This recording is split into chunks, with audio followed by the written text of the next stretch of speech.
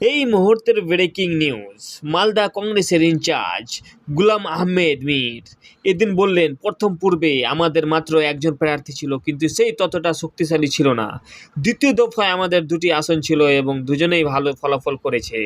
তৃতীয় দফায় আমরা উত্তরবঙ্গে আসন জিতব। ইন্ডিয়া জোট এবং কংগ্রেসের ভালো ফলাফল পাবে।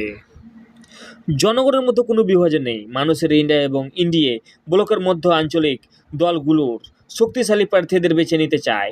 প্রতিদ্বন্দ্বিতা আছে, কিন্তু জনগণ বুঝতে পারছে যে এই নির্বাচন পশ্চিমবঙ্গ বিধানসভার জন্য নয়, এটি একটি প্রধানমন্ত্রী নির্বাচন করার জন্য। কংগ্রেস যা বলছে তা জনগণ পছন্দ করছে। তো চলো কি বলছে দেখিনি গুলাম আহমেদ মীর। फर्स्ट फेज में हमारा जो ऑफिशियल कैंडिडेट थे वो एक आध था, बट वो इतना ज़्यादा स्ट्रांग नहीं था।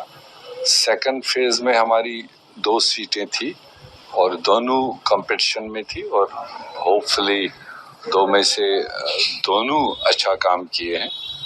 और तीसरे फेज में भी हमारी अच्छी सीटें आ रही है, जो हमारे इसमें नॉर्थ बंगाल साइड में जो बहुत ही मजबूत लोग भी हैं और जनता का सपोर्ट भी है।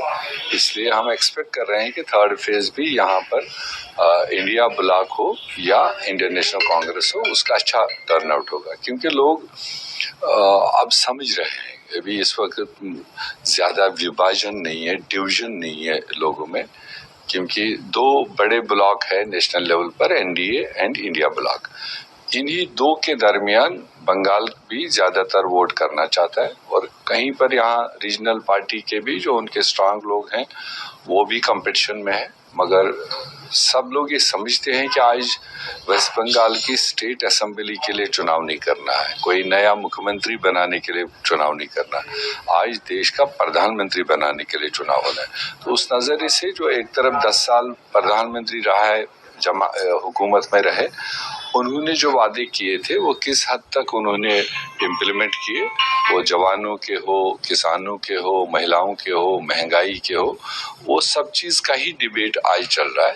तो इसलिए जो इंडिया ब्लॉक ने, खासकर इंडियन नेशनल कांग्रेस ने जो गारंटीज दी है, तो वो लोगों को काफ़ी मतलब हम ये कह सकते हैं पसंद आ रही है, क्योंकि कांग्रेस जो कहती है करके दिखाती है। 70 साल का रिकॉर्ड यही है।